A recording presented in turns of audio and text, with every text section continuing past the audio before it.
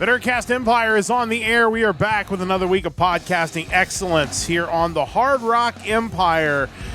Episode number 86 overall for the Hard Rock Empire. Episode number 189 of the Nerdcast Empire. I am Matt in the studio. Great to have you along with us. We are back to talk the music of September the 19th.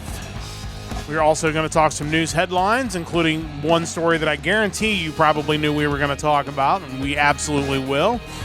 And then, of course, we will get to some classic albums in the vault. And, of course, we'll wrap it up with a really interesting question this week in the Power Trio. I think you'll enjoy it. And we'll definitely want to get your thoughts in our Discord. Joining me in studio, as always, is Mike. Mike, how's it going? Oh, man, it's going. On top of the news story that I know you're referencing, multiple announcements for Sonic Temple on top of that. So definitely have that to talk about as kind of the outline of what the lineup's going to look like as far as top to bottom is kind of taking shape. Kind of excited about what's next there, but a lot of good music to talk about today as well, so all about getting into it. Yeah, absolutely. It was an interesting week of the new music. I thought there was some unique things, and it's another one of those weeks where I, kind of went outside my bubble of what I typically pick, which makes for kind of a fun way to find some new bands to listen to. So really good stuff. We'll get to that in our second segment of this episode, but we are going to start off with news headlines, which is how we start pretty much every podcast. And with news headlines this week, we are talking about probably the biggest news, one of the biggest news stories of the year, to be completely honest with you, because not that it was something, I mean, it is somewhat earth-shattering, but I think it was so unexpected is what really makes this news story as big as it is. And that's the announcement that Rush, or the remaining members of Rush, obviously Geddy Lee and Alex Lifeson, are going to go back on tour. And they have recruited a new drummer, and they have announced dates, and tickets are in the process of going on sale for those. I just got another email from Ticketmaster to remind me of the pre-sale tomorrow, and also that there were additional dates that I could sign up for. Make sure if you haven't, you're going to want to get that in that pre-sale, because demand is almost certainly going to be very high for these dates. There are not a ton of them, and they're not everywhere. So, you're talking big cities generally. But let's get to the first piece of that, because honestly, before we even talk about whether we'll even be lucky enough to get tickets for this, is the fact that they're touring again. And I think there are a lot of people, including, obviously they were very adamant about it. We're done. This is, after the death of Neil Peart, that they were not going to tour again. And, Alex Lifeson kind of went off and did his own thing and had some success with that, and probably is going to continue to do that. And, Geddy Lee just kind of was Geddy Lee. He'd show up at some Toronto Blue Jays baseball games. Like, he's just being Geddy Lee. Yeah. And, they have recruited a drummer. I'll let you talk a little bit more about that, because it sounds like she's coming with quite the pedigree. And they're going to go back out on tour. And honestly, I had no idea this news was coming. But obviously, we're really excited. And I know Chris, even though he's not with us at the moment, Chris maybe as excited, if not more excited than we are about this news. Yeah, absolutely. You never know. There's no real template for how a band is supposed to react to a longtime member. And someone who undoubtedly was very close to both Geddy and Alex passes away, especially when you're talking about guys who are certainly retirement age already. There was no guarantee or even necessarily a reason for them to say, hey, let's keep going, beyond the fact that at the end of the day, they're musicians who have written some tremendous songs. And I think the reality is they missed playing them. And certainly for the fans, they missed getting to see them moving forward. So I think this is tremendous. And honestly, to frame it as also kind of a celebration of Neil, I think helps with that. But I'm hoping that we can score tickets to that, because it's a band that I'd really given up hope of seeing, obviously. But, there are some outside chances again. Yeah, and again, it's one of those things that you just didn't think it was going to happen, and how were they going to go about it if they decided to go out on tour? And Anika Nilles, I'm not 100% sure how her name is pronounced. I'm sure I will learn, because she's going to be everywhere. Was announced as the new drummer. people, and I know you're going to mention, someone who we really respect his work and his videos and is well respected in the entire industry, kind of gave his thumbs up on her. But it sounded like you wondered, like, were they going to go with somebody who was really well known, somebody who was, or maybe a rotating group of drummers. You could just bring in a bunch of different drummers to an all-star ensemble, basically. Because who's not going to sign up for that, especially on the limited dates? I mean, even some of the big drummers who are currently in bands now would certainly, on a drop of a hat, drop in on some of these dates. But they've decided to go with somebody maybe that the average person maybe isn't aware of, but the people in the music industry certainly a big fan of hers. Yeah, the fact that was kind of how she was brought to their attention. It was someone within the industry. And, I've looked up her page on YouTube, listened to a couple of her songs on there, and she's certainly impressive. So you'd have to be to even show up on Geddy Lee and Alec Lifeson's radar for sure. But yeah, I kind of like that idea. I think not that she isn't an industry vet and has been around for years, because she has, but I think to the layperson, she's certainly kind of an unknown. And what better thing to do than to have this virtuosic drummer that maybe people don't know a whole lot about and bring her on tour with you, as opposed to, I mean, you could get Mike Portnoy, but everyone knows Mike Portnoy. Like, this is an opportunity kind of to give back to music as well, and kind of go the Marty Friedman route, where it's a bunch of people that you're not used to seeing play with. So, yeah, I think it's a great move. And Rick Beato, my understanding, gave this an absolute resounding thumbs up. And, of course, like I said, we really respect his work. Yeah, not long after the announcement was made in my YouTube recommendations, I sure enough had the Rick Beato video talking about it. And, what I didn't know about Rick Beato, or at least I forgot about him, this is totally off topic, I didn't realize that he produced one of Fozzie's albums. Oh. Like, their first one of, like, all original material. Had no idea, but sure enough, that was a thing. But, yeah, and I know Geddy also mentioned expanding the band and bringing in someone to play keyboards so he can actually kind of get out from behind there and interact with Anika and Alex and kind of feel like a bassist and frontman. I think he's still going to play kind of the iconic keyboard parts, probably like your subdivisions and whatnot. But, I'm curious to see how this evolves over time. And on the back end of it, do we see new music even? That's a great question. Like, maybe. I think if there's any indication as to the demand of these shows, I think it's already kind of been seen that some of these, because you could get in through like City, if you had a City card, you could get into like super early check-in, and a lot of people were talking about that being really backed up, and you don't know how many tickets, because they don't typically release all the tickets for those. Typically, it's like a handful here and there, so we'll certainly see if it's kind of one of those things that we see a quick instant sellout, and how much tickets are, because obviously we don't even know that either. But I'm thinking the basement's going to be probably like $300 if I had to guess. Yeah, for sure, which is a ton, honestly. Yeah. But again, I have a feeling they're going to sell them out. So, absolutely.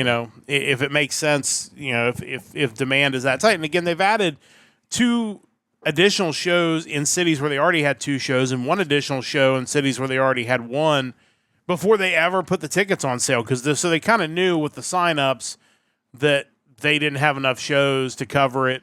The notable ones in this area, Cleveland is going to get 2 shows in September. There's going to be 4 shows in Chicago coming up in July, I believe. Obviously, other big cities, LA, I believe, New York, Toronto maybe as well. So there are dates out there. I think you can probably check on that story I just pasted into the chat. Almost certainly has the dates or a link to them. We'll see. We'll see how quickly those tickets go, but I have a feeling it's going to be pretty fast. It was funny earlier. I was looking up just random news stories about it, and I did a Google search for like Rush returns, and one of the websites that had a story about it that I showed up in my search results was from the AARP website. Well, I mean, those guys are in their 70s, so... Yeah, it's like, well, clearly, if you're old, you probably like Rush, and you probably have the money to actually go see them. The other thing I was thinking about, too, and this is kind of an unrelated story that broke last week, it was another one of those, like, David Ellefson kind of crapping on Dave Mustaine stories. But he made the comment that he's not sure if this is truly a farewell or if it's just a ploy to boost ticket sales. And to that, my thought is, you never know when the real farewell is. Yeah. But every next tour is more likely to be the last tour. Yeah. And I think at Dave's age, and obviously with Rush now coming back, you really don't know if the next time you can see them is the last time. So why should that affect you? If you want to see them, go see them. Well, I mean, Ozzy passed away just days after his last show. Yeah. And, we've seen Billy Joel have health problems, have to cancel a bunch of his shows, and certainly not sounding great on that front. It's just, the one thing we talk about, get out there, support bands, see them live, like that goes for all the bands we talk about, regardless of where they're at, but especially if they've been around a while. Because you just don't know when the last time for them is, when the last time for you is. None of us know. So when you get that chance, you got to take advantage of it. And obviously, a lot of people are going to take advantage of this. And the whole, I didn't pull that story for the podcast with Ellefson because it does get a little tiresome that he's just constantly on about that. Like, you can't say that and then say, well, if he wants to call me and have me as part of this farewell tour, it's just...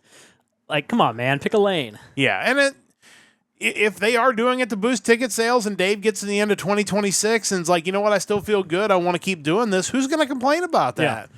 Like, the reality is at his age, he could already be on his third or fourth farewell tour. The fact it's taken him this long to commit to, hey, this is the farewell tour, I think that's something. It is. So, again, take advantage of these opportunities when you get them.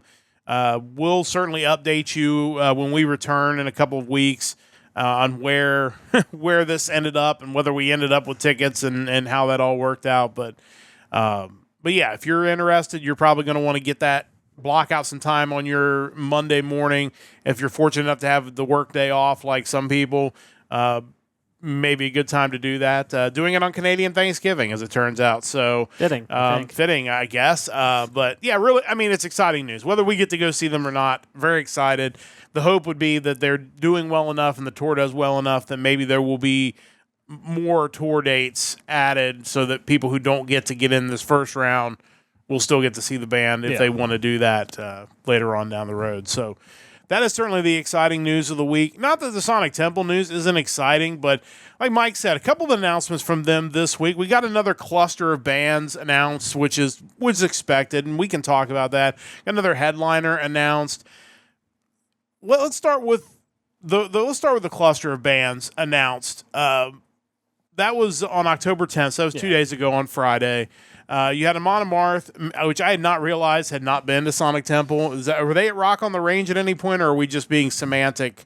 That's a good question. I'd have to look into that. Because I saw, you got Body Count, Sepultura, Creator in Flames, and Devil Driver as well. And then somebody in the comments said that Body Count was there at Rock on the Range in 2018. So, question mark. It doesn't really matter. Yeah. Definitely an interesting group of bands that are all lumped together. What kind of stands out for you with this group? Yeah, I've not seen Amon Amarth. I think that would probably be a pretty wild show.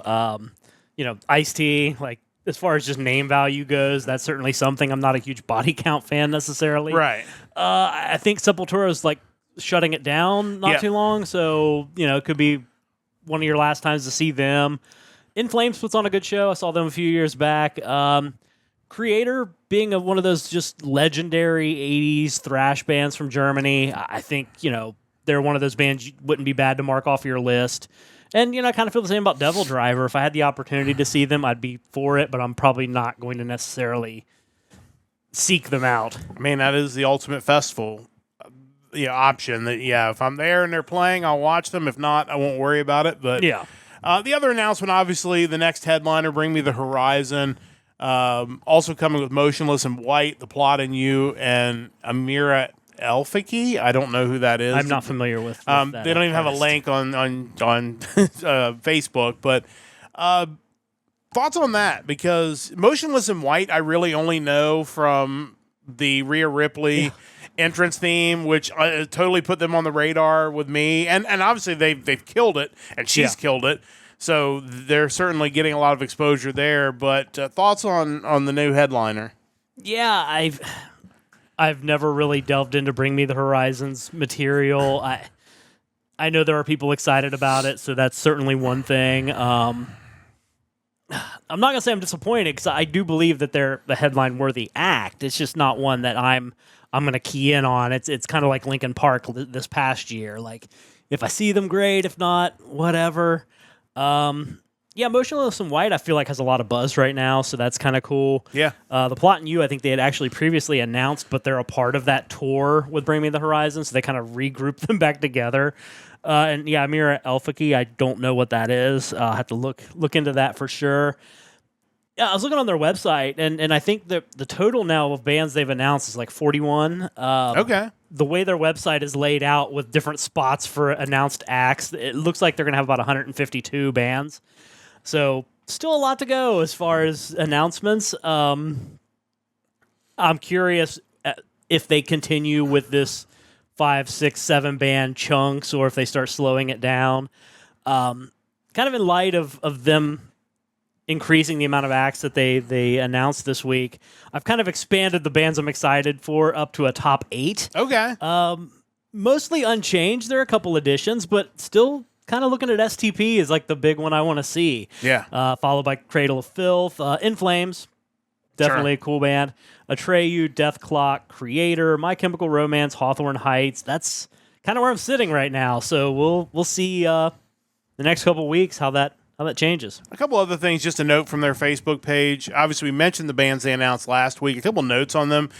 They mentioned Saliva is going to be celebrating the 25th anniversary of Every 6 Seconds as part of this event.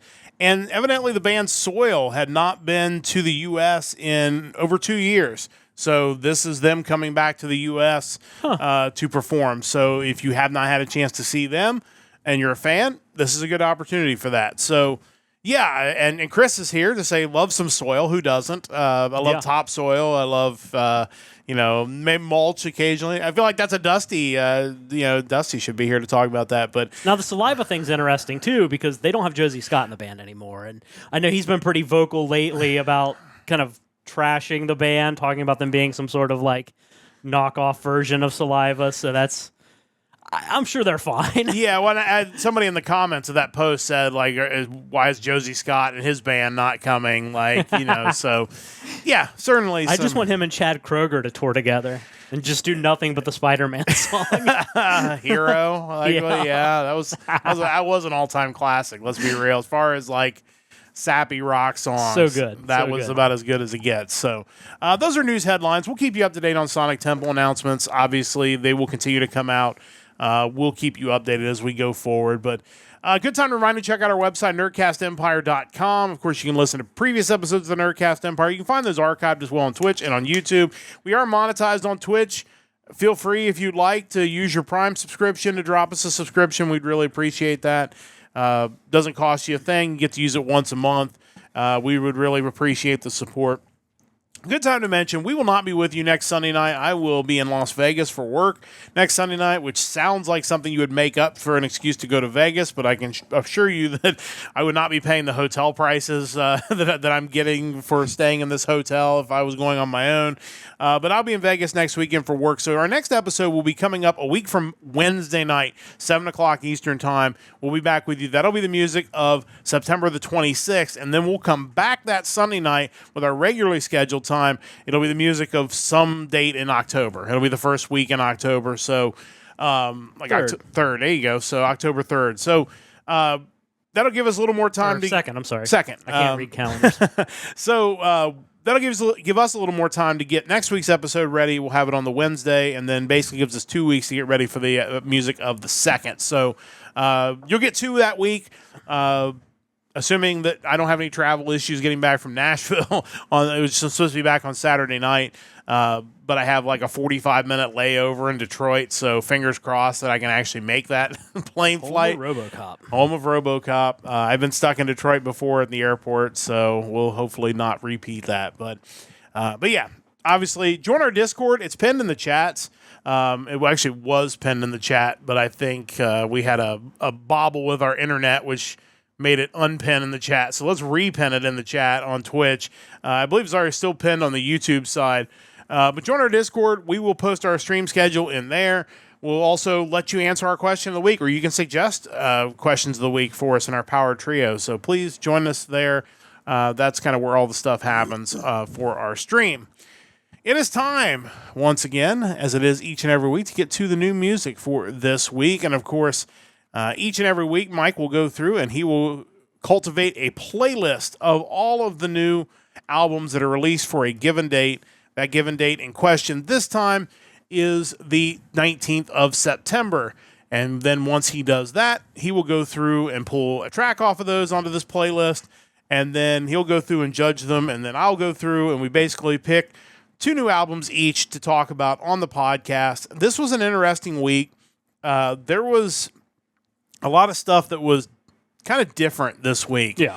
I think this was another one of those weeks where there was variety in the sound, which makes for an interesting week. It also, when you don't maybe have as much time to go through the music, it makes it tough because there's some stuff that's like, man, I'd really like to get deeper into this album to find out if it's something I really like. So we encourage you to go check out Mike's playlist. I'm sure there's stuff on there we won't talk about on the podcast that are probably things that you should definitely want to pick up. But before we get to our official picks, Mike, what kind of stands out on the playlist as far as things that maybe people need to have an eye on that we're not necessarily going to talk about? Yeah, just some noteworthy things. Kind of from more major acts, we have Dead with their new album Resent. Mike Tramp with his Songs of White Lion Volume 3. You know, it's funny. If I'd never heard Mike Tramp before, I would really enjoy his vocals in 2025. But man, like, it's tough because he still sings really well, but it's not the same voice. Yeah. It's not, White Lion had such a upper register vocal delivery, and it's kind of weird now. Motion City soundtrack with their new one, The Same Old Wasted Wonderful World, and the Tron Ares soundtrack from Nine Inch Nails came out as well. As far as anniversaries and re-releases, we do have Camelot with their Ascension 1995 to 1998. That is a box set of their first 3 albums remastered with bonus tracks. And again, another time that you're going to feel old, Kitty, the Canadian metal band, releasing Spit 25, an EP of 4 re-recorded tracks from their 1999 Spit album. That's about it, but I do kind of have a side quest that I've been on over the last few months. As we go through the music, I've been trying to compile as many cover songs that I run into as possible, and we did get 2 show up for me today, one on an album that I did not pick. The band Structure Sounds released an album, Stolen Sounds EP, with a really good cover of The Weeknd's Blinding Lights. Oh, okay. Definitely worth checking out. And one that I'll talk more about later, the band Killer's Confession out of Cleveland. They did a cover of Nirvana's Heart-Shaped Box on their new album. So okay. Slowly building an arsenal of cover tracks from this year, but that's what I'm up to. One other new release I wanted to mention, just because we're going to talk about it, or I'm going to talk about it again when we get to the vault, is Oliver Hartmann has a new release this week. I have not listened to the whole thing yet. What I have heard of it is really good. I just didn't want to double up on Oliver Hartmann this week because I'm going to talk about one of his classic albums in the vault. But definitely, if you definitely need to check that out. If you're a fan of the AOR type sound, and he's got, as we'll talk about in the vault, he's got a really great pedigree. He's been with a lot of different bands, has guested on a lot of bands that we've talked about on this podcast. So he's really awesome. Definitely encourage you to check out his new album, but we'll talk a little bit more about him when we get to the vault. But with that said, it is time to get to the new stuff for this week. And Mike, you will kick us off with your first choice. What do you have for us first? Yeah, so for my first choice, I'm going with the 7th full-length studio album from this Italian heavy/power metal band. They are Airborn, and this is part 3 of a concept album series, Lizard Secrets Part 3, Utopia. Yeah, when I saw these guys on the list, I knew one of the two of us was probably going to end up picking these guys. They're really good, and I've not had the chance to listen to all this yet, but I'm really excited to get into this album. Yeah, my takeaway is just this is a really solid album. I'm not totally certain what the storyline is. I feel like jumping into it in part 3, and one of the reviewers I read on it kind of made the point that, like, for a concept album, there aren't really any like narrative tracks or like, hey, here's what the story is as you go through, kind of like a mind crime where there are those tracks that clearly are there for plot progression. Yeah. There wasn't a whole lot of that here. It was just good songs. But yeah, these guys formed back in 1996. We have Robert Capuccio on guitars, Alessio Perardi on vocals, guitars, and keyboards, Domenico Berardi on bass, and Gianluca Lucchi on drums. For the playlist, I pulled the track In Utopia. And pretty much immediately, like the galloping guitar right at the beginning of that song, I was like, okay, I need to listen to this. This is already up my alley. Pretty much had me hooked from that moment on. Vocals are good, clean power metal vocals. They're not super over the top. They're just melodic. I'm totally fine with that. I mentioned this is part 3 of their Lizard Secrets trilogy of concept albums. It follows 2018's Lizard Secrets Part 1, Land of the Living, and 2020 Lizard Secrets Part 2, Age of Wonder. So probably need to go back and check those out at some point just to maybe understand the story. Like I said, since I haven't listened to them, I don't really know what entirely is going on, but with track titles like Soldiers of Misfortune, Lizard Detective Agency, and Steel Rat, I'm certainly intrigued. Like, there's something really wild going on with this album. Standout tracks on the album include Kings of Melody, In Utopia, Forever's a Long Time Coming, Magic Bullet, Soldiers of Misfortune, easy for me to say, and the track that I picked to listen to, the song Midnight Riders. Check these guys out. This is Airborn with their new release, Lizard Secrets Part 3, Utopia. This is the 5th track off of this album, Midnight Riders. Let's listen to a little bit of this now. On the streets of tomorrow, we were raised on wheels of thunder till the end of the line. We are midnight riders, engines ready for the fight.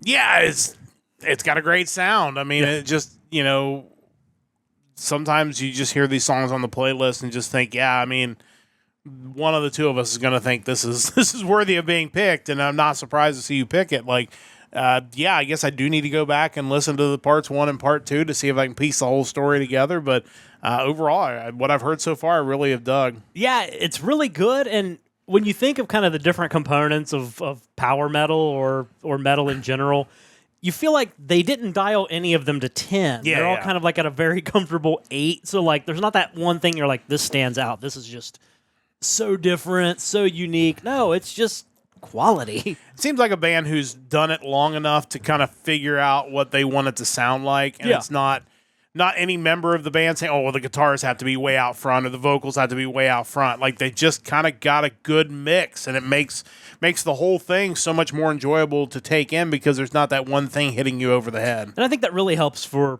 concept albums. Yeah. Because I think everything needs to be really clear. I think if I gave it more time and really paid attention to the lyrical content of all 3 albums, the story would kind of gel, kind of like a shadow gallery situation. Like, there may not be, okay, here's the story, here's how it goes in track 1, then we're going to feed into track 2. You don't have that, but at the very least, you understand what's going on in the songs. Yeah, for sure. But really good stuff. Check out Airborn, their new release out on September the 19th.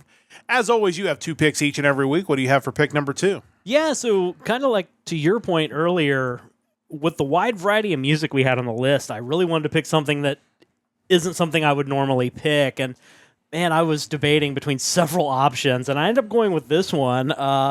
It's the newest album from an alternative metal band out of Cleveland, Ohio. The album is Victim 2, and the band is A Killer's Confession. I mean, first off, love Ohio bands. Any chance we get to feature Ohio bands? We were almost in Cleveland a couple of weeks ago. Yeah, maybe these guys could have picked up Symphony X somewhere along the highway and took them to the venue. That'd been cool. But no, these guys definitely stood out as far as the tracks on the list. So, yeah, definitely interested in hearing more about them.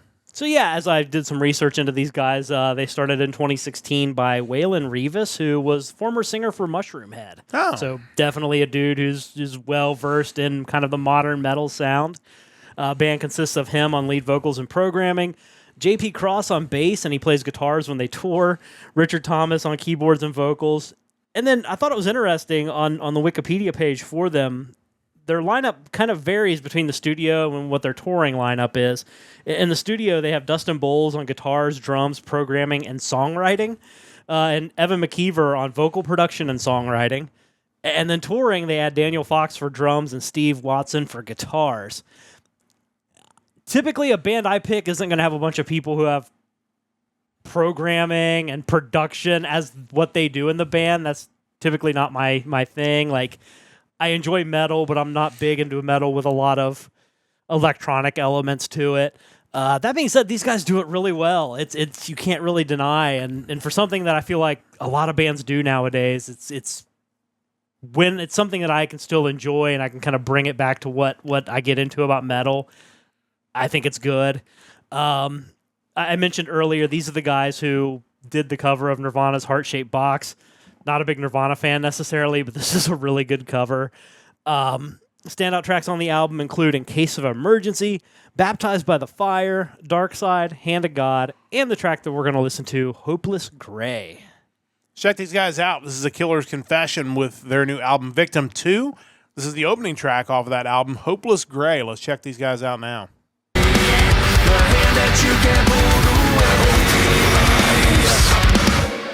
I am the dark side of light, a lovely shade of the night. We're slipping through the cracks into the deepest black, and I will never let you go, never let you go.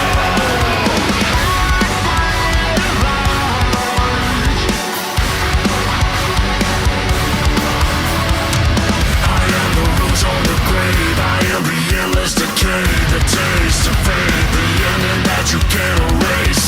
Return back. Yeah, you know, it's interesting because my first impression of the music of that is there are a lot of bands we listen to week in and week out that have that music style, and then the vocals come in and kind of ruin it. Yeah. It's like, okay, you got the double kick, and you know you're bringing and then it's just like the most grating death metal, not even vocals, because that's not even the right word, just some sort of noise that comes out of the lead singer that's just, it ruins the whole thing. You hear the singing pick up here, and it's like, yes, that is, you guys figured it out. Like, that's what it's supposed to sound like with this music. It's not melodic and over the top, but it's not grating. It's enjoyable. It's got good harmonies. Like, there's a good sound there, and it fits perfectly in with that powerful music and the double kick and the things that are just that bring kind of the heft to the song. And then you, like you said, you throw in a little bit of the electronic sound as well with the vocals, which is kind of unexpected. You don't really think you're going to hear that in a song that kind of sounds like that. But again, it kind of works because it's just something totally different. Brush fire vocals. That's a good way. Yeah, I really, what I've heard of these guys so far, I've really dug it, and I really want to check this whole album out. Yeah, I feel like these guys have a pretty good balance between what I would consider new metal and modern metal. Yeah. And I think that helps.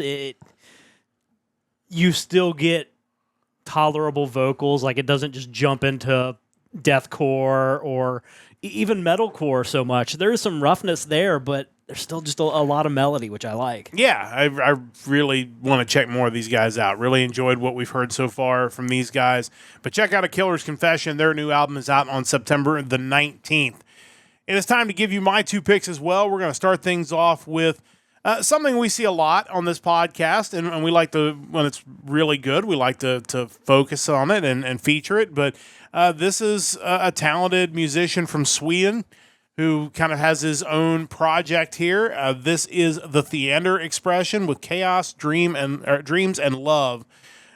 This is a project of Andre Theander, founded in 2013.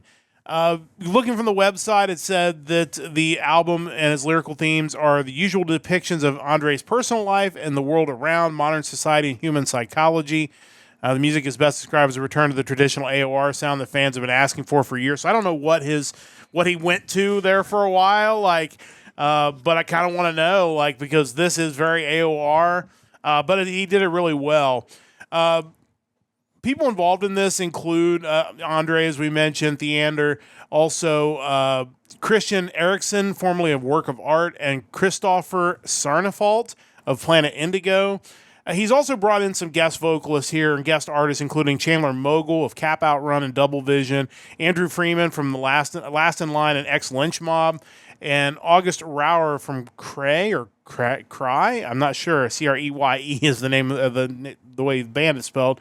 Other musicians include Johann Ludwig Rask on drums and percussion, and Bob Fritzema on Hammond organ. Nice. Really enjoyable, really catchy AOR release. There are some songs that are a little more bluesy. I really all the vocals I thought were good. I really enjoyed Andrew Freeman, especially on the track we're going to play here on the podcast. I really felt like his vocals had a Lou Gramm quality to them. I think you'll hear that in this sample track, and that, of course, is never a bad thing. But overall, obviously, Theander's really talented, and he's brought in a lot of talented people to work with, and they've kind of knocked it out of the park. And a lot of the reviews I saw of this from AOR websites really thought highly of this release, and I certainly understand why. Standout tracks include The Pursuit of Serenity, Too Many Miles, Too Little Time, Do You Ever Intend to Stay, or Did You Ever Intend to Stay? And the song we're going to listen to on the podcast is Free with a Broken Heart. So check this out real quick. This is the Theander Expression from the new album Chaos, Dreams, and Love. This is the 8th track off of this album, Free with a Broken Heart, featuring Andrew Freeman on vocals. Let's listen to a little bit of this now. 'Cause I'm headed now to a place where I can breathe. Yeah, yeah. It's a place where I don't have to worry about infidelity or jealousy. Now I'm out on my own. Spend the days just doing what I want. And I love it, 'cause the best is yet to come. The day I had to leave was a brand new start for me. 'Cause now I'm free, free with a broken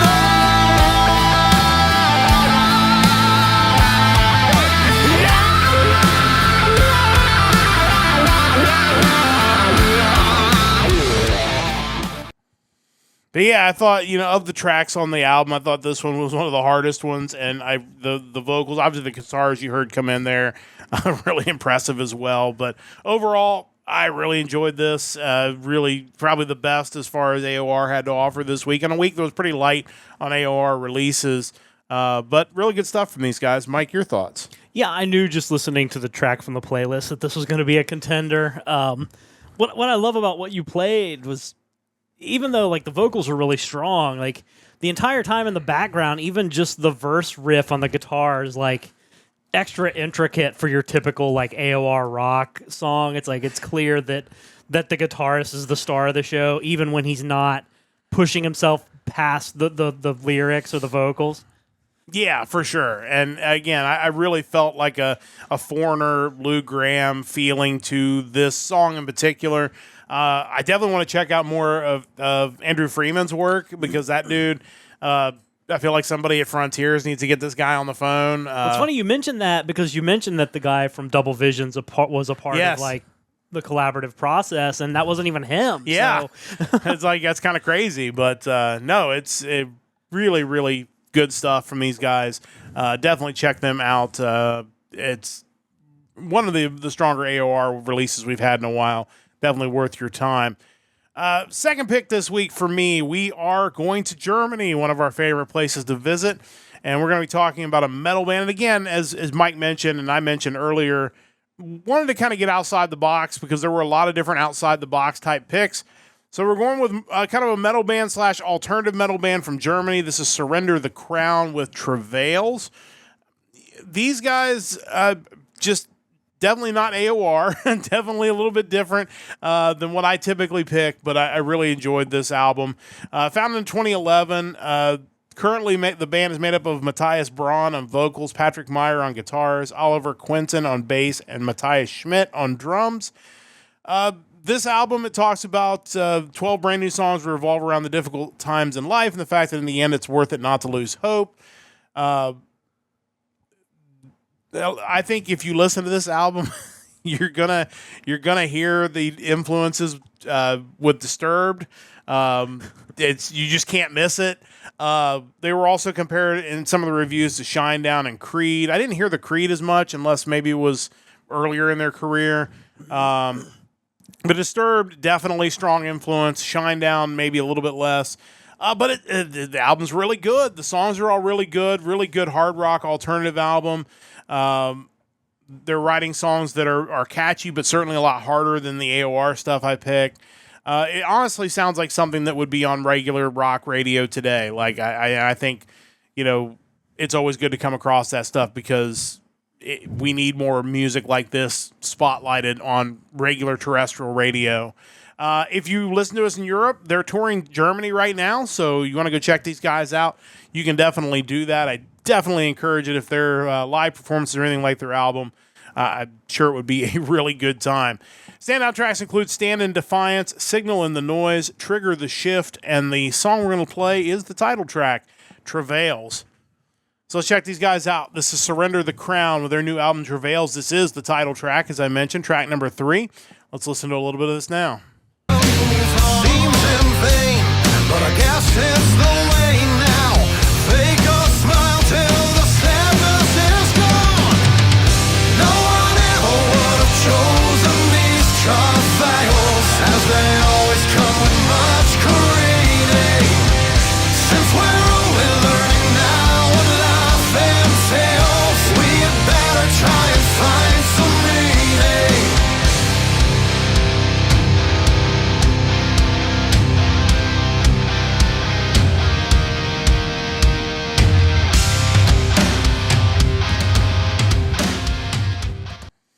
Hate to bail on a drum solo because we don't get enough of those in our music picks, but I really enjoyed it. Like I said, you definitely hear the influences there, but overall, it's a really, really good album. Definitely encourage you to check it out. Mike, your thoughts? Yeah, I enjoyed what I heard of this. This was kind of like going to be my safety pick if I couldn't come up with anything else as far as what I wanted to pick to highlight. I wanted something a little different, but this was solid. I immediately thought Disturbed, and sometimes the singer kind of almost has like a Volbeat thing going on, like kind of a mix between him and David Draymond.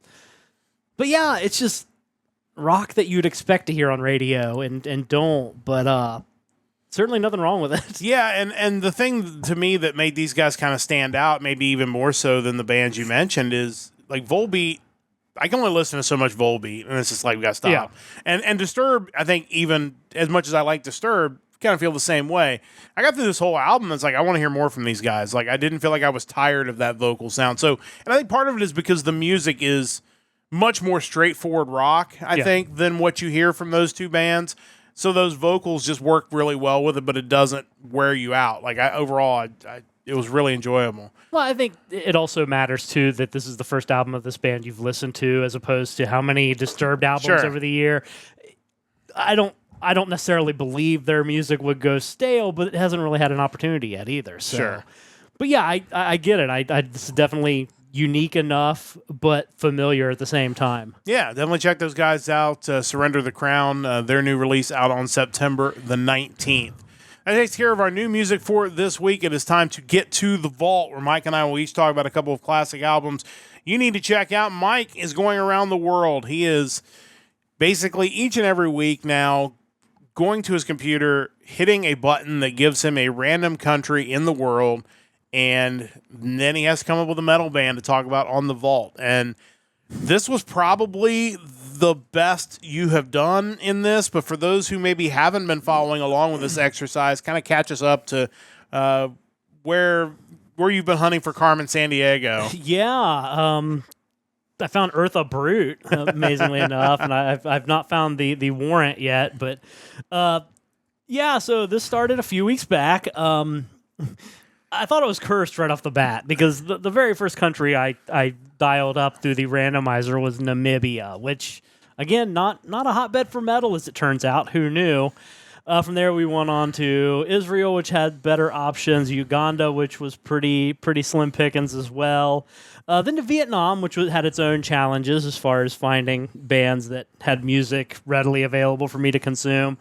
Then on to Turkmenistan, which we survived that one and found a band, which was pretty awesome. But this week we got a softball. The randomizer that I clicked last week in our episode gave me the Ukraine, which, if nothing else, has a vibrant music scene. Yeah, and not surprising. Obviously, anytime you have a country that's been going through the things that they've been going through, it's certainly music is a great outlet for those sorts of things. And I think even before all that, they were pretty well known for their rock. I mean, we've talked about European metal almost nonstop on this podcast, so not surprising to hear that Ukraine has a pretty good metal scene. Yeah, so on the Metal Archives website, when you search by country, there are 1,641 listings for bands out of the Ukraine. Quite a few of them, I think over 900, were still listed as active, so pretty much every genre of metal you want covered is being done by somebody. The one I ended up going with, one minor challenge is I really wanted something, like when I went through and filtered the genres, my first thought was I want something that has like folk in the name, just to get some sort of flavor of what's folk music for people in the Ukraine. That's fair. The problem when I did that was the active bands I found all had names that were in like the Cyrillic alphabet. Oh. And their albums were, and their song titles were. So I thought, man, that's going to be a hurdle for me, so let me just give up on that and search for power metal bands. And I ended up finding one that they're a relatively new band. They have one album. They started in 2010, but that album came out in 2021. They are the band DeLorean, not spelled like the car, and the album is It Is Time. Yeah, it's was Google just did not want to understand that their name was. Did you mean DeLorean? Sure? No, I know what I'm looking for. So, but yeah, definitely interested in hearing about these guys. Yeah, so this is their debut album. They are from Kharkiv, Ukraine. They are a symphonic power metal band. Their band consists of Alex Pivorovov on drums, keyboards, and vocals, Yaris Krasa on guitars, and Theo Ruzinski on vocals and bass.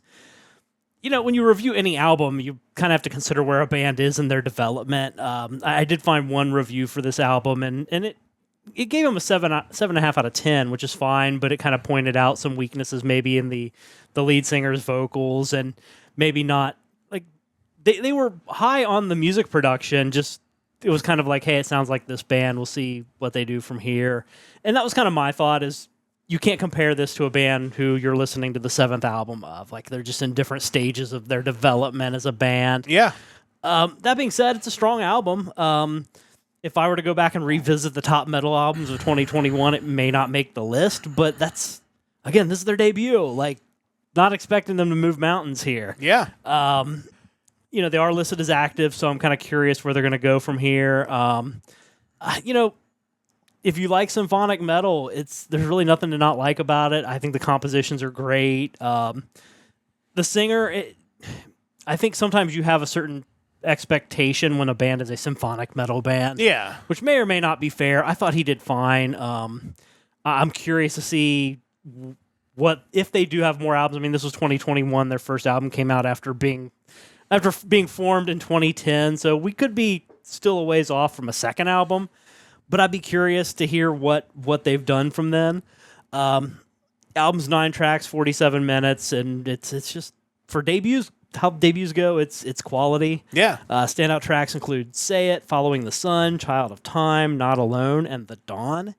You know, if I wanted to, there's still a lot more in the Ukraine I could dive into, but I think the band that I found definitely made it worth it. There you go. So if you're looking for a Ukrainian metal band, DeLorean would be a good choice. And again, that album is out there and available. I found it on YouTube Music, and I'm sure you can even pick it up potentially. Finding a physical copy, I didn't really have a whole lot of luck on.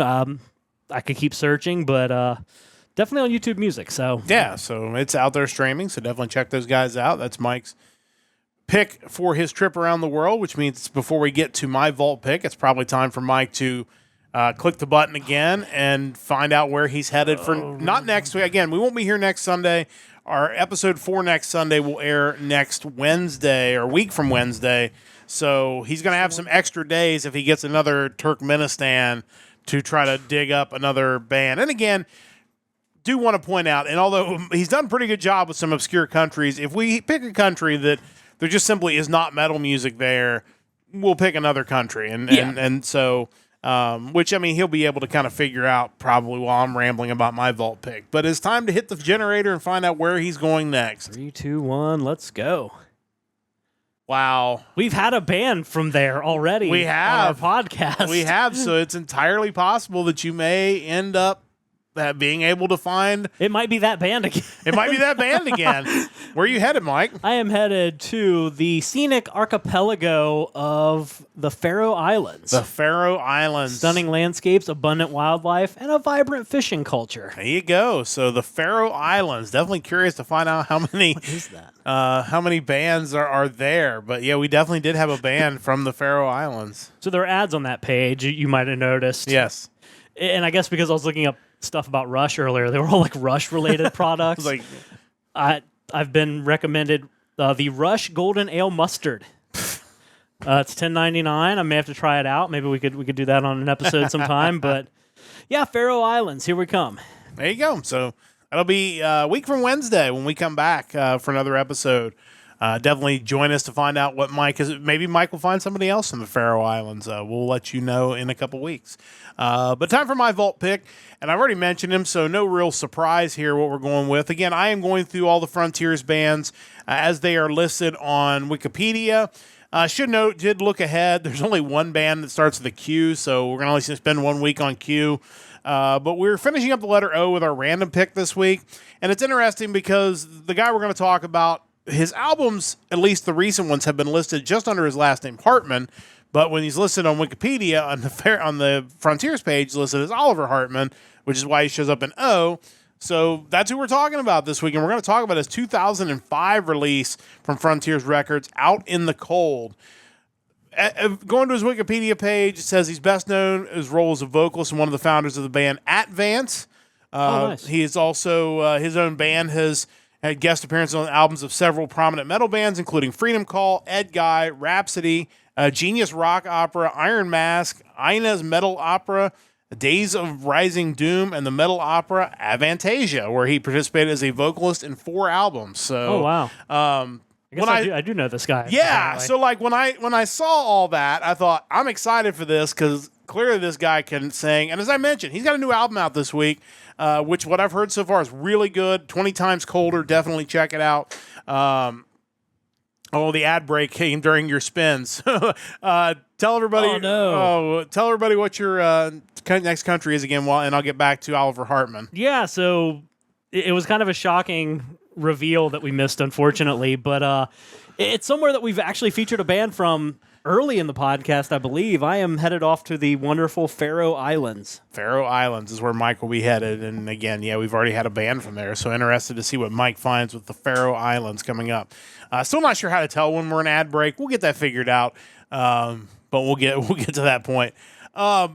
This album is AOR goodness. And again, when you hear the bands that he's been involved with, whether it's as a guest or whatever it is, you know this dude's got the pipes, and this album is just really well put together. His new album, like I said, also sounds good, and that's 20 years apart. So this guy's clearly still doing a great job taking care of his vocals because they still sound amazing. But definitely encourage people to go back to 2005 to check this one out because the whole album was really good. If I had to pick standout tracks, it includes Alive Again, Out in the Cold, Brazen, and What If I. It's great. It feels like that is the punchline to most of these Frontiers reviews I give you. This is great. If you're a fan of AOR music, it's definitely worth checking out. Next week, we move on to the letter P. And almost certainly, I know when I saw the members of the first band, because I was not familiar with the name. I'm sure you're going to be familiar with the name of this first band. It did not dawn on me until I saw the members of this first band. And like, oh, okay, then I know this is going to be good, so I can't wait to listen to it. We're going to be checking out an album. The album is called Close to the Sun by the band Place Vendrome. Place Vendrome. And, of course, the members of Place Vendrome would go on to form a little band called Unisonic. So we will be talking about that coming up next week. Okay. So, yeah, another Michael Kiske project that was another thing that led up to Halloween getting back together as a mega unit. But this is a Frontiers release from before Unisonic. So I'm 100% sure this is going to be awesome. I can't wait to check out this album next week on The Vault. It is time to get to the Power Trio, your hard rock hat trick, where we give you our question of the week and we have you answer. This was one of the more interesting ideas that Mike came up with in our Discord, which is another reason you need to join the Discord, so you can give us ideas for the Power Trio and you can answer our questions. So we've been talking a little bit about cover songs. We can give them, songs we want to see covered by bands. Well, this was a little bit of a different twist on this. So what if you take some of the best cover songs you know, and you basically flip the script. So you take a cover song and you take the band that was covered and make them go back and cover a song from the artist that covered their song. The best example of this obviously was involving Weezer and Toto, because Weezer covered Africa, and then Toto, kind of as a thank you, homage, whatever it may be, went back and covered Hash Pipe. So basically what we're looking for is the second piece of that second band who is covering a song from the first band, which definitely opens the door for a lot of interesting possibilities. I don't know if we got anything from Shane this week. We did not. I was going to say, typically when the topic is a little more complicated, it becomes a little harder to convey over text message. Yeah. So I had a feeling that might be the case. Chris has pasted his in the chat, which if you're in the chat on Twitch, you can see. But Mike, if you want to run those down and see if you know off the top of your head the reverse, because he didn't list the flip song, but some of these I think you may know. Yeah, for sure. I'm not familiar with what Korn covered of Pink Floyd. If I had to guess, it would probably be Another Brick in the Wall. That seems logical. Sure. I don't know that for sure, but yeah, I think that would be interesting. Pink Floyd's one of those bands that you would like to hear their interpretation of any number of songs, and I think Korn's Coming Undone would certainly be a good candidate. Yeah. The second one I definitely know because it actually is similar to one that I picked because it involves Metallica. All three parts of Brick in the Wall. Oh, okay. There you go. There we go. Not surprising. Yeah, like Metallica had their Garage Inc. album. They covered Astronomy. So in return, we have Blue Oyster Cult covering Metallica's Devil's Dance. I think that would be an interesting one because I feel like that the tempo of that song would probably play really well into Blue Oyster Cult. I would be curious to hear what that would sound like. Yeah, that would be interesting. And finally, Depeche Mode covering Marilyn Manson's Tourniquet. Marilyn Manson covered Personal Jesus. Yeah, I don't even know how I feel about that, what that would be like. But yeah, that's he said that they were outlandish. I think you probably could have gone even more outlandish. I didn't myself, but I think those are a little more grounded than I think what we could have come up with if we really tried. Yeah, I like I said, I have at least one that I think might be not super out. It's out there a little bit, so we'll see when we get to mine. But we got your picks first. So what did you go with in the Power Trio? I didn't pick it, but as far as outlandish goes, remember we did have Steel Panther covering Backstreet Boys. So we could have very well had the Backstreet Boys covering Thar She Blows or Community Property or, I mean, for sure, The Shocker. Yeah. That would have really been something. Yeah. If we want to pick outlandish, that is probably where you're getting out there. Yeah. Anyway, going into mine, I mentioned Chris's pick of Blue Oyster Cult and Metallica. I went a different direction, but still off of something that occurred from Garage Inc. I would love to hear King Diamond or Merciful Fate covering Metallica's The Thing That Should Not Be. Yeah. Classic. Not necessarily a deep cut. I think it's an underrated song off Master of Puppets because it's not Battery or Master of Puppets. Sure. But I just think it'd be really cool to have the King singing about Lovecraftian horrors. It's one of my favorite songs, and I think he would certainly do it justice. Yeah, I would actually I'd like to hear King Diamond sing about anything, honestly. Oh, yeah. But certainly Metallica, yeah. And I would love for him to first go on for about 10 minutes of explaining the story of anything Lovecraft. I think that would be amazing. If you haven't seen the video to the Puppet Master, I don't know. Like, as soon as we sign off, you should go watch that. Yes, because absolutely. that is epic. Yeah, so when you think of artists who have been covered a lot over the years, and there are some really good covers of his work, you think of Alice Cooper. Yeah. I think of Megadeth doing No More Mr. Nice Guy. But I didn't go that direction. On Guar's album Beyond Hell, they did a cover of School's Out. Okay. So I would love to hear Alice Cooper covering Guar's Slaughterama. Oh, interesting. Yeah, I saw the Megadeth one. I knew of the Megadeth one. That was one that kind of popped into my head. And I stayed away from it because I thought, okay, that may be too obvious. But no, you definitely want the Guar route instead. And that would, Alice Cooper and Guar are not too dissimilar in the fact that their stage show and their stage presence. Somebody's dying in the stage show. It's so much of what they do that maybe they don't get the respect for the musicianship because the stage show is kind of so over the top. But so actually kind of makes a lot of sense to have Alice Cooper go back the other way there. Yeah, absolutely. I mean, undoubtedly Guar was influenced by Alice Cooper, but a song like Slaughterama, which is kind of an offbeat song for Guar anyway, because Dave Brockie isn't the one singing. It's Don Drakulich playing Sleazy P. Martini. But it's essentially a game show where they're murdering people for not being able to answer like comical questions. Chris in the chat mentioning, how do you hide money from a hippie? And then the guy doesn't get it right, and then they murder him. I just think Alice Cooper would be perfect playing the host of that show. Yeah. I need this now. This one was the one, as I was putting together this list, I'm like, oh, God, this has to happen. How do we do that?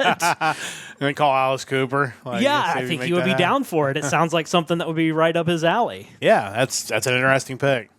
So finally, to be topical with our news stories, I had to go the Rush route. And I avoided Rush because I figured Chris would pick them for sure, and we didn't, but that's okay. What did you go with? I mean, there are bands who have covered Rush, so there certainly are options out there. I probably went a little obscure by most people's standards. I have Rush covering the band Deadsy, either The Key to Gramercy Park or She Likes Big Words. Give me either one. I don't know what the shelf life on Deadsy was. I don't know if they were just destined to have that one album and that was just it. I know I'm sure they had other albums, but that was the one album that I knew and played on the radio. And I really like those two songs. I kind of wish they would have continued on and been hit makers and had bunches of hit albums because, I would definitely. It feels like if Rush covered them though, there would be a 14-minute version of The Key to Gramercy Park that involved a bass solo or something. That'd be so amazing. But no, I would be down for either one of those for sure. Deadsy just in general are kind of an interesting thing. Obviously, the front man of Deadsy is, what's his name? I had it here. Elijah Allman is the front man of Deadsy, who is the son of Cher and Greg Allman. Yeah. I just wonder if maybe he rubbed people the wrong way. I know in general there was kind of a short lifespan on that kind of gothic techno new metal that was coming out. I mean, Orgy was pretty much DOA after their second album, and these guys were certainly very similar to Orgy. I don't know, but I thought they were onto something, and that album was actually pretty enjoyable. And Rush could obviously do all sorts of nonsense with that song, either song. I just feel like they were too early. You put those two bands with Ghost and put them out on tour. I feel like you're onto something there, and they're not exactly the same, but just from a creepy aesthetic feel, I feel like there's something there. But that could be. But yeah, really, I really like that album from Deadsy, and why not? I did have one honorable mention. Okay. I was listening to the band that would be getting covered the other night. And it hit me I'm not a big Misfits guy. I never really was. I know more of their work because of bands covering them. But I would love to hear Danzig or his version of the Misfits covering AFI's Girls Not Grey. Okay. AFI covered the Misfits' Halloween on their 1999 All Hallows EP. I just think it'd be funny to hear Glenn Danzig trying to sing the Davey Havok kind of gothic, post-punk, horror punk sounds from that album. I just, not as crucial as the first three, but I think worth mentioning. Yeah, for sure. So, all great picks. Definitely interesting choices for sure. The first two of my three picks were tribute albums that we've talked about on this podcast. So I thought, well, this is easy. Like, I'll just pick songs off of these albums and flip them. We talked about, I feel like I would be remiss if I didn't mention the I Am Shade tribute from 2010. Janie Lane did a great cover of 1/3 Pure Hearted Emotion on there. So I want to hear Siam Shade cover Uncle Tom's Cabin. Like, I think that would be great. It's just different, and Siam Shade has quite the range, so I want to hear that. Would they translate the vocals, or would they sing in English? English. Okay. Let's do it in English, or they might translate it. Because I feel like, since Janie Lane obviously sang the Siam Shade cover in English, like, would they maybe translate it to Japanese? That would be. Otherwise, it might be kind of interesting because Uncle Tom's Cabin is such a story song. So, like, to sing that in English when that's not your native language could be a challenge. Yeah. So, just curious to see what that would sound like. We've talked about the legacy of tribute to the Fleetwood Mac's Rumors, which Rumors obviously the opus of Fleetwood Mac. Matchbox 20 covered Never Going Back Again on that. So I want to hear a Fleetwood Mac cover 3 a.m. Like, that sounds like a song that Lindsey Buckingham would sing. Like, I just feel like there's actually something there. Yeah, that could work. I would think, like, If You're Gone would be another one that might be in their wheelhouse. Yeah. Real World. Like, there's some options there. But and if you wanted to, like, just say, I want you to cover Rob Thomas, why don't they just do a cover of Smooth? Yeah, that'd be all right, too. I'd be down with that. But honestly, if you're thinking along those lines, I feel like them doing the Little Wonders or whatever, the song from the Tokyo Magnitude 8.0 AMV, which if you've never watched, you just go ahead and to be sad for the next month and go watch it, but still probably the best AMV I've ever seen. Amazing. And awful. So those were two off the tribute albums. The third one I discovered on a Loudwire playlist of the 50 best cover songs by a metal band. Like, I didn't know this band covered this song. You might, but it led me to the reverse. Did not know that Anthrax covered Carry On Wayward Son. The cover of it is great. If you've not heard it, you should definitely look it up. It was on their For All Kings deluxe box set in 2016. I don't think I have the deluxe box set. So I want to hear Kansas covering Indians. Because, like, a lot of their stuff is punk, so I don't know if that works with Kansas. Indians is a little bit different because it's kind of got some different tempos and it feels a little more progressive punk type than some of their other stuff. I would think that Medusa would probably be a good one. Medusa, yeah. But yeah, I thought that was okay, this is going to be out there. Let's have Kansas covering Anthrax. No, I like that idea. But yeah, everybody should go listen to the cover of Carry On Wayward Son. Not a surprise. We talk all the time about the vocal talents of Joey Belladonna, so no shock that this cover sounds amazing. But yeah, you know what? I'll pick one that's out there. And there's lots of other great options. And we could honestly do this and just pick the most obscure, outrageous potential. Like Mike mentioned, the Backstreet Boys cover. So, but yeah, let us know. Join the Discord. It's pinned in the chats. Let us know who you would pick. That reverse cover. Who's going to cover a song that from an artist who has covered them. Just something a little bit different, but something that's a lot of fun there on the Hard Rock Empire. That is going to wrap things up for this week of the Hard Rock Empire. Reminder, one more time, we will not be with you next Sunday. I'm going to be on the road. We'll be back a week from Wednesday night. That will be the 22nd of October, 7 p.m. Eastern Time. And then we'll be back that Sunday night on the 26th for our regular edition. So the week of September, the music of September 26th will be coming up a week from Wednesday. And then we'll be back with the music of October the 2nd, the following Sunday. Big thanks to Chris for joining us in the chat. A big thanks to Mike, as always, for putting all this together. A big thanks to Stove Lake Media for their continued support of our podcast. And a big thanks to you whenever and wherever you are listening to our podcast. Join us again a week from Wednesday for another special edition of the Hard Rock Empire. Until then, don't forget to join the Empire, the Nerdcast Empire.